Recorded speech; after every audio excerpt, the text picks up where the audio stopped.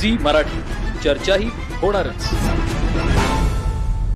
चिकोडी सदलगा मतदारसंघाच्या सर्वांगीण विकासातून आमदार गणेश हुक्केरी आणि माझ्या संयुक्त प्रयत्नांमुळे इंगळी गावासाठी विविध कामासाठी 22,11,00,000चा निधी मंजूर झालाय, अशी माहिती आमदार प्रकाश हुक्केरी यांनी दिली.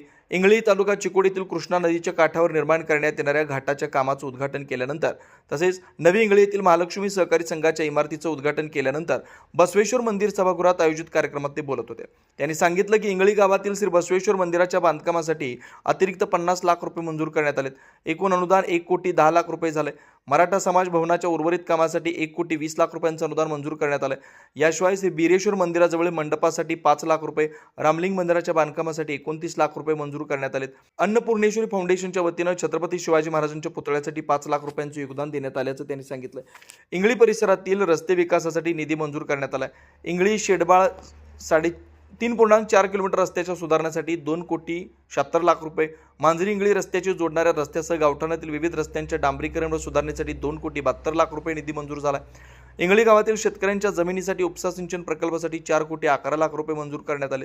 घाट बांधकाम प्रकल्पासाठी 2,50,00,000 रुपये, इंगळी येथील बहुउद्देशीय ग्रामीण प्राथमिक कृषी सहकारी संस्थेच्या दुसऱ्या मजल्याच्या इमारतीसाठी 20 लाख रुपये मंजूर करण्यात आल्याचं सांगितलं. प्रास्ताविक भाषण PKPSचे अध्यक्ष राजाराम माने यांनी केलं.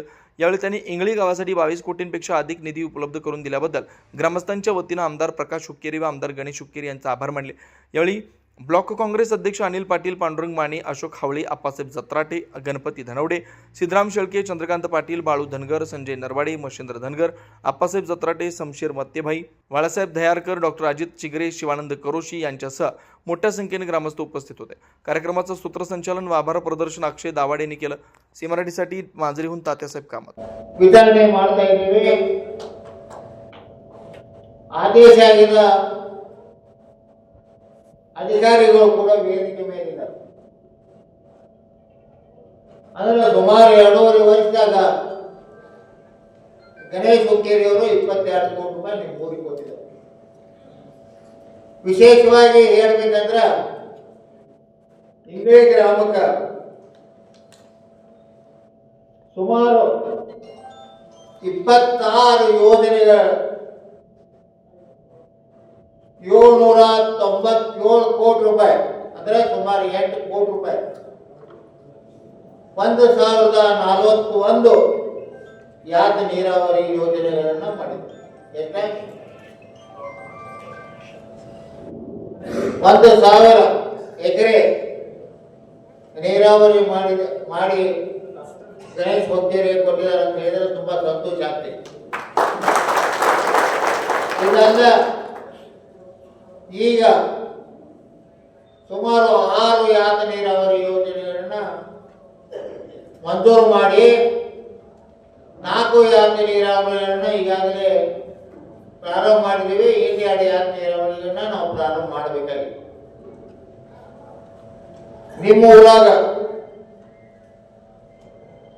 ಇನ್ನೂ 1,000 ಎಕರೆಗಿಂತ ಹೆಚ್ಚಿಗೆ ಜಮೀನು ಇದ್ರ ಮತ್ತೆ ಅವರ ನೀರಾವರಿ ಯೋಜನೆಗಳನ್ನ ಮಾಡೋದಿದ್ರ ಯೋಜನೆಗಳನ್ನ ತಂದು ನಮ್ಗೆ ಕೊಡ್ರಿ. ಅವನು ಕೂಡ ಈ ಮುಂದಿನ 2.5 ವರ್ಷದೊಳಗೆ ಪೂರ್ತಿ ಮಾಡ್ತೀವಿ ಅಂತ ಈ ಸಂದರ್ಭದಲ್ಲಿ ಹೇಳಿದ್ದಾರೆ. ಸುಮಾರು 1,000 ಎಕರೆ ನೀರಾವರಿ ಮಾಡೋದಂದ್ರೆ ಸಣ್ಣ ಮಾತಲ್ಲ. ಸುಮಾರು 798 ಕೋಟಿ ರೂಪಾಯಿ ಖರ್ಚು ಮಾಡಿ ಜನರಿಗೆ ಇವತ್ತ ರೈತಾಪಿ ಜನರಿಗೆ ಇವತ್ತ ಜಮೀನುಗಳಿಗೆ ನೀರನ್ನ ಹರಿಸುವಂತ ಒಂದು ಪ್ರಾಮಾಣಿಕವಾದ ವ್ಯವಸ್ಥೆಯನ್ನು ಮಾಡಿದ್ರು ಈ ಸಂದರ್ಭದಲ್ಲಿ ಹೇಳಕ್ಕೆ ಇಷ್ಟಪಡ್ತೇನೆ. ಅದಲ್ಲ, ನಾ ಇಲ್ಲಿ ಬಂದ ಮ್ಯಾಗ ಈ 2.5 ಕೋಟಿ ರೂಪಾಯಿದ ಏನು ಘಾಟ ಪೂಜಾ ಮಾಡಕ್ ಹೋಗಿದ್ದೀವಿ. ಅದಾದ ನಂತರ ಅರ್ಧಕ್ಕ ನಿಂತದ ಪ್ರೀತಿಕಂಪ ಆದಾಗ ನಮ್ಮ ಇಂಗಳಿ ಗ್ರಾಮದಿಂದ ಚಿಂಚಿನಿ ಅಲ್ಲ ದಿಗ್ಗೇವಾಡಿ, ಇಂಗಳಿ ಗ್ರಾಮದಿಂದ ದಿಗ್ಗೇವಾಡಿಗೆ ಇನ್ನೂ 37 ಕೋಟಿ ರೂಪಾಯಿ ಬೇಕು. ಆ 37 ಕೋಟಿ ರೂಪಾಯಿನ ಈ ಬರುವ ಬಜೆಟ್ನಲ್ಲಿ ನಾನು ಸರ್ಕಾರದ ಮೇಲೆ